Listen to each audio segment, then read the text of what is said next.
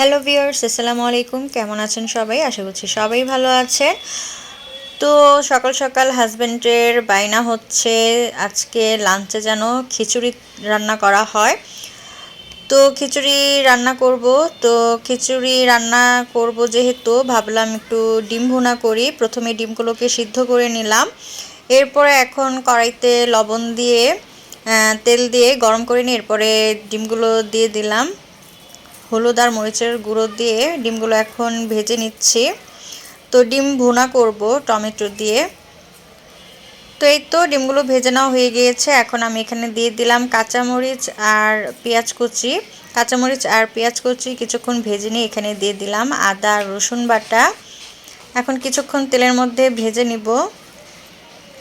আর এই তো এখন দিয়ে দিচ্ছি হলুদের গুঁড়ো আর মরিচের গুঁড়ো আর লবণ দিয়ে এখন আরও কিছুক্ষণ কষিয়ে নিব মশলাগুলো।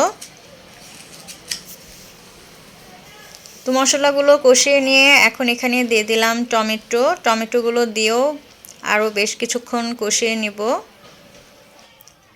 আর এই তো এখানে কিন্তু আমার টমেটো মশলা সব কিছু একসাথে কষিয়ে নেওয়া হয়ে গিয়েছে। এখন এখানে কিছুটা পানি দিয়ে দিব।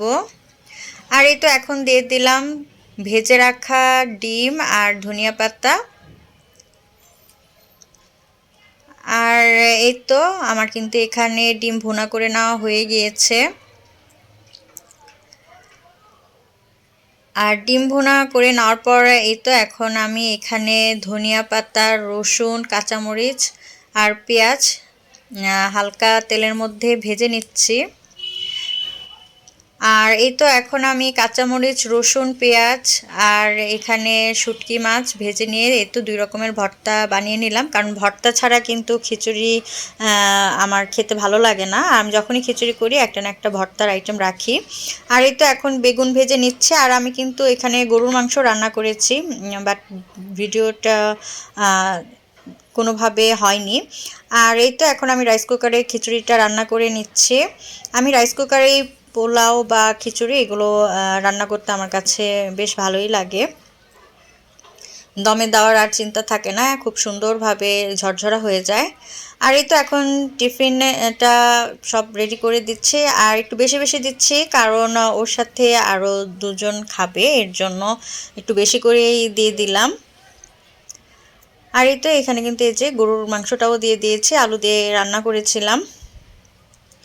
তো সব মিলে কিন্তু ভালোই আজকে খাবারের আয়োজন ছিল।